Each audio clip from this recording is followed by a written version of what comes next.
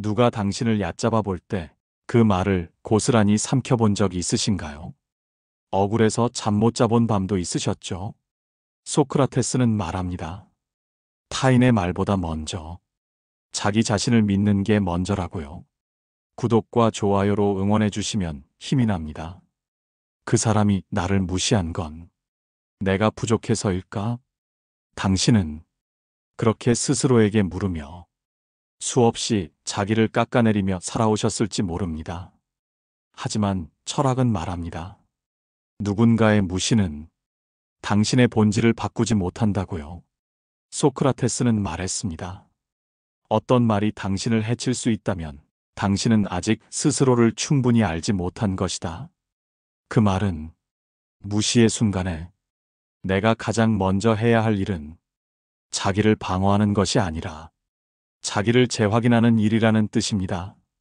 노자는 더 단호하게 말합니다. 밖의 말에 흔들리는 자는 자신의 중심이 허한 것이다. 무시란 결국 상대의 결핍이 당신을 향해 투사된 그림자일 수 있습니다.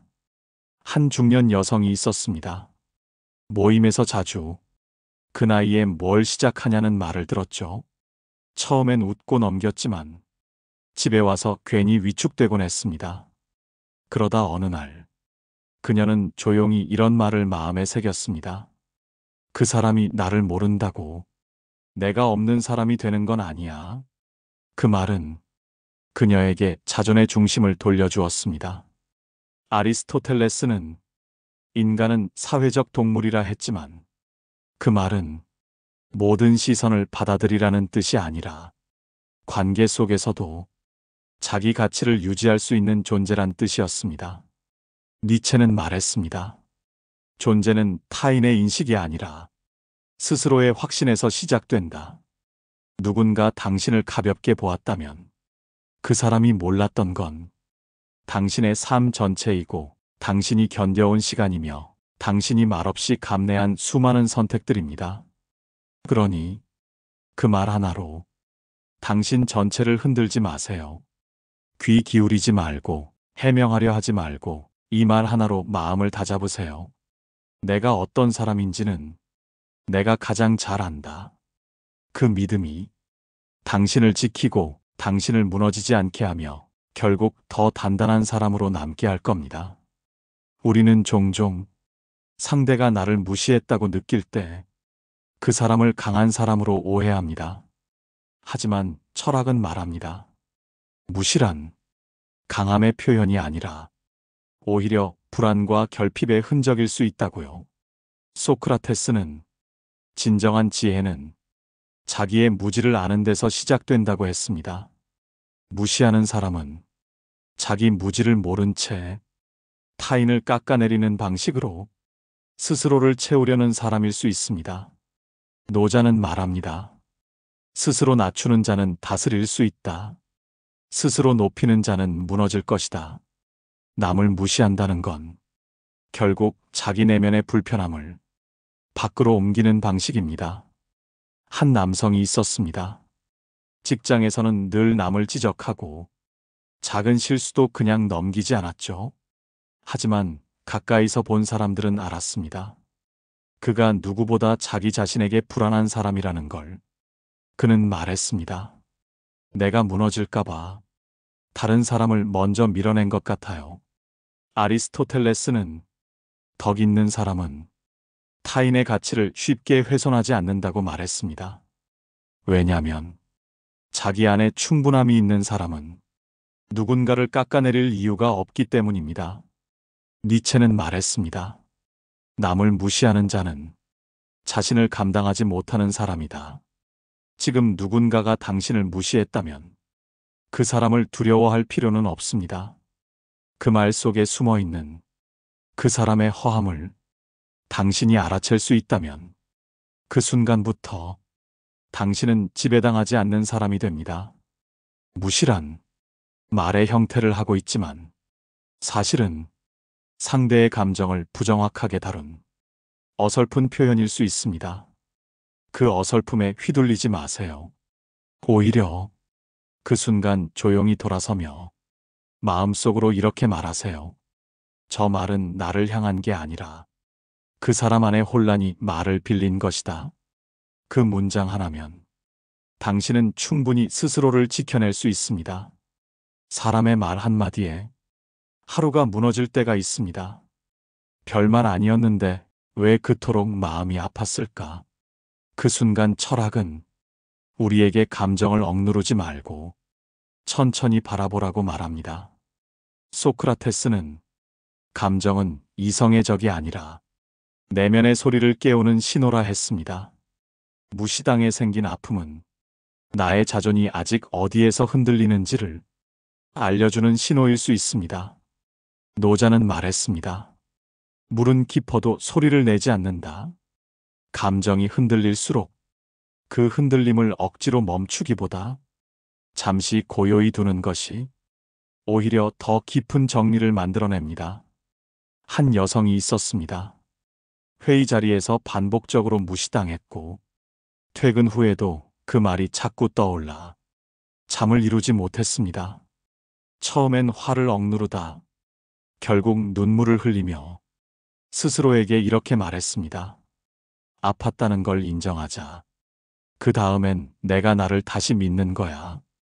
그녀는 감정을 밀어내기보다 그 감정을 지나가는 손님처럼 받아들였고 며칠 뒤 한결 차분해진 마음으로 자신의 자리를 지켜냈습니다. 아리스토텔레스는 감정이란 사라져야 할 것이 아니라 잘 다뤄져야 할 것이라 했습니다. 그 감정은 무시한 사람에게 돌릴 공격이 아니라 나에게 주어진 질문입니다. 니체는 말했습니다. 상처는 자기를 깨우는 가장 정직한 경험이다. 당신이 지금 무시받은 후 마음이 복잡하고 무너져 있다면 억지로 강해지려 애쓰지 않아도 됩니다. 그저 스스로에게 이렇게 말해주세요. 나는 지금 상처받았다. 하지만 이 상처가 내 존재를 증명하는 건 아니다. 감정은 흘러야 합니다. 그러고 나면 그 감정이 당신을 망치지 않고 당신을 단단하게 바꿔놓을 겁니다. 철학은 회복이란 내가 괜찮아지길 기다리는 시간이라고 말합니다. 그 시간 안에서 조용히 나를 안아주는 말, 그 말이 당신의 자존을 다시 일으켜줄 것입니다. 무시당한 순간 우리는 본능적으로 말로 맞서고 싶어집니다. 하지만 철학은 그 순간을 견디는 힘이 말이 아니라 침묵에서 나온다고 이야기합니다. 소크라테스는 논쟁에서 이기는 것보다 스스로를 잃지 않는 것이 더 큰 승리라 했습니다. 무시란 상대를 자극해 같은 높이로 끌어내리려는 말에 덧치기도 합니다. 그 덫에 걸리지 않는 첫걸음은 말하지 않는 것, 침묵이 약함이 아니라 자기 신뢰의 표현이 될 수 있다는 걸 철학은 알려줍니다. 노자는 말했습니다. 말 많은 이는 모르는 자요. 아는 이는 말이 적다. 한 남자가 있었습니다. 일터에서 누군가 고의로 무시하고 대놓고 깎아내리는 말을 해도 그는 한 번도 대응하지 않았습니다. 주변에서 물었습니다. 왜 참아요? 그는 말했습니다. 말로 지켜지는 자존은 언젠간 말로 무너지더라고요. 나는 그냥 내가 어떤 사람인지 아는 걸로 충분해요. 그 침묵은 외면에선 아무것도 하지 않는 것처럼 보였지만 사실은 스스로의 가치를 굳게 지키는 가장 강한 선택이었습니다. 아리스토텔레스는 덕이란 감정과 행동 사이에 절제된 선택이라 했습니다. 그 절제는 말하지 않을 자유, 말할 수 있지만 참는 힘에서 진짜 귀티로 이어지기도 합니다. 니체는 말했습니다. 가장 강한 사람은 자기 목소리를 낮출 줄 아는 사람이다. 당신이 누군가의 무시 앞에서 조용히 침묵할 수 있다면 당신은 이미 상대의 말 너머에 있는 사람입니다. 그 침묵은 말보다 더 분명하게 당신의 품격을 드러냅니다. 그리고 그 조용한 자세가 결국은 말보다 더 오래 기억되는 존재의 힘이 됩니다. 세상은 조용히 견디는 사람보다 크게 외치는 사람에게 더 쉽게 주목합니다. 하지만 귀티와 자조는 소란한 말보다 깊은 침묵 속에서 자라납니다. 철학은 말합니다. 무시를 견뎌낸 사람은 결국 자기만의 기준을 가진 사람들이라고. 소크라테스는 진정한 강함은 자기 마음을 다스리는 능력이라고 했습니다. 세상의 말이 아니라 자기 내면의 목소리에 귀 기울이는 사람만이 그 말들을 넘을 수 있다고요. 한 작가가 있었습니다. 등단 초기, 이건 문학이 아니라 일기장 같다는 혹평을 받았죠. 그녀는 반박하지 않았습니다. 단 한 문장도 해명하지 않았고 그저 쓰고 또 썼습니다. 10년이 지나 그 글은 세대를 건너 사랑받는 문장이 되었습니다. 그녀는 말했습니다. 그 말이 틀렸는지를 증명하느라 쓴 게 아니에요. 그 말과 상관없이 계속 쓰고 싶었어요. 노자는 말했습니다. 크게 이루는 자는 먼저 조용히 가라앉는다. 무시를 이겨낸 사람들은 말로 싸우지 않았습니다. 자기 일을, 자기 삶을 꾸준히 해낸 사람들입니다. 아리스토텔레스는 목표가 선명한 사람은 작은 시선에 흔들리지 않는다고 했습니다. 그들은 자기 기준으로 선택하고 자기 감각으로 살아갑니다. 니체는 말했습니다. 사람의 위대함은 자기 길을 갈 때 시작된다. 무시를 이겨낸 사람들의 공통점은 외부의 평가보다 자기 신뢰를 따랐다는 것입니다. 그 신뢰는 단단한 철학이 있고 자기를 자주 돌아보며 스스로에게 부끄럽지 않은 선택을 반복할 때 비로소 생겨납니다. 당신이 지금 누군가의 무시로 흔들리고 있다면 그 흔들림 속에서 스스로를 더 깊이 들여다보세요. 무시란 내가 누군지 몰라서 시작되는 게 아니라 남이 나를 모를 뿐이라는 사실을 다시 기억하는 것. 사람은 누구나 관계 안에서 흔들립니다. 잘 보이고 싶고 실망시키기 싫고 무리해서라도 맞춰주고 싶기도 하죠. 하지만 귀티 있는 사람은 관계 안에서도 조용히 자기만의 거리를 유지합니다. 그 거리는 차갑거나 냉정한 게 아닙니다. 오히려 따뜻한 배려에서 비롯된 절제된 선이죠. 소크라테스는 친밀함이 깊어질수록 더 조심스러워져야 한다고 말했습니다. 관계는 열정보다 존중이 오래가기 때문입니다. 노자는 말했습니다. 너무 가까우면 서로 다치기 쉽다. 진정한 관계는 붙잡는 게 아니라 자유롭게 두는 신뢰에서 시작된다고요. 한 여성이 있었습니다. 직장에서도 친구 사이에서도 늘 친절했지만 자신의 시간을 뺏기지 않았고 무례한 요구에는 조용히 선을 그었습니다. 사람들은 그녀를 무심한 듯 깊은 사람이라 불렀습니다. 그녀는 말했습니다. 모두와 가까워질 순 없어요. 그래서 더 정성스럽게 거리를 지켜요. 그게 나도 지키고 상대도 존중하는 길이더라고요. 아리스토텔레스는 진짜 덕 있는 사람은 관계 속에서도 자기 경계를 지킨다고 했습니다. 그 경계는 자기 자존의 울타리이자 타인을 해치지 않는 배려입니다. 니체는 말했습니다. 사람 사이의 품격은 가까워졌을 때 무너지지 않는 거리에서 드러난다. 귀티나는 사람은 말로 자신을 증명하지 않습니다. 침묵으로, 태도로, 그리고 관계 속 조용한 절제로 자신의 존재를 드러냅니다. 당신이 누군가와의 거리에서 불편함을 느끼고 있다면 그건 당신의 자존이 보내는 신호일 수 있습니다. 가까워야 진심이 아니라 거리를 두어야 오래 간다는 것. 그 조심스러움이 결국은 가장 깊은 관계로 이어지게 됩니다. 이제 돌아봅니다. 당신은 지금까지 누구의 시선에 흔들렸고 무엇에 마음이 상했으며 어디에서 자기를 잃고 있었는지 철학은 말합니다. 가장 깊은 사람은 자기를 조용히 지켜온 사람이라고. 소크라테스는 말보다 삶으로 증명하라 했습니다. 그 삶은 남을 이기려는 경쟁이 아니라 자기 기준을 지키는 반복 속에서 비로소 품격을 갖추게 된다고요. 노자는 말했습니다. 강한 자는 말하지 않고 말 없는 자는 흐르듯 산다. 귀티 있는 사람은 무시당해도 맞서지 않고 비교받아도 흔들리지 않으며 관계 속에서도 스스로를 잃지 않습니다. 그들은 말보다 침묵으로, 설명보다 시선으로, 가까움보다 절제된 거리로 자기 존재를 드러냅니다. 한 노작가가 말했습니다.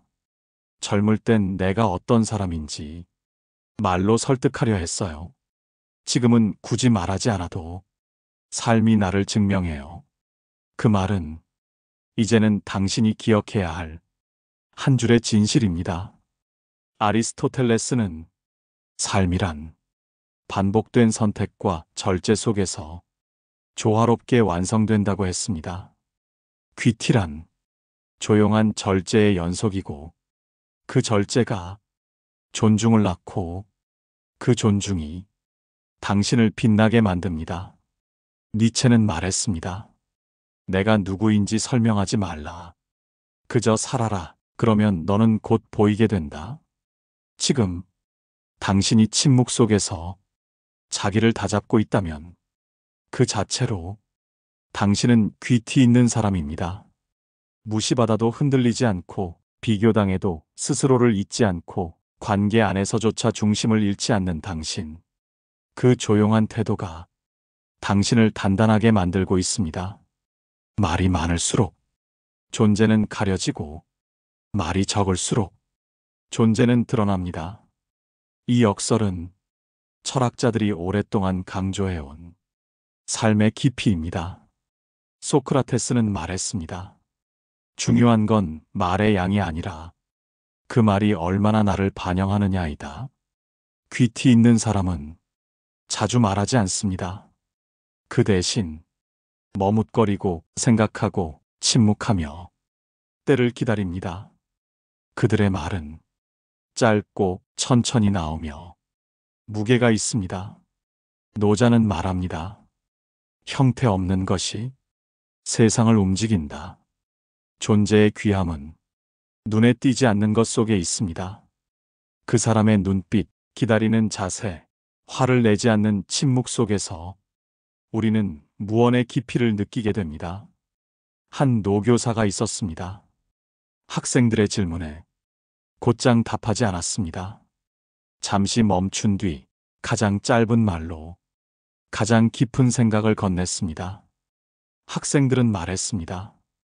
그분의 말은 묵직하게 오래 남아요. 그건 단지 정보가 아니라 태도예요. 아리스토텔레스는 덕이란 삶에 녹아들어 말을 줄여주는 거라고 했습니다. 니체도 말했습니다. 말이 사라진 곳에서 존재는 더욱 강하게 남는다. 말하지 않아도 사람을 편안하게 하는 사람. 그 사람의 무게는 그가 살아온 결에서 비롯됩니다. 당신이 지금 말 대신 존재로 전하고 있다면 그건 귀티의 가장 완성된 형태입니다. 사람들은 쉽게 말하고 쉽게 있습니다. 하지만 조용한 사람의 한마디, 한 번의 눈빛은 오래 남습니다. 귀티 있는 사람은 기억에 남는 사람이 아니라 마음에 남는 사람입니다. 소크라테스는 말했습니다. 자기 말에 책임지는 사람만이 조용해질 수 있다.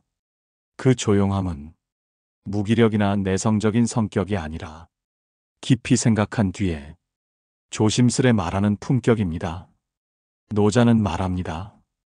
조용한 자는 강하다. 강한 자는 흐른다.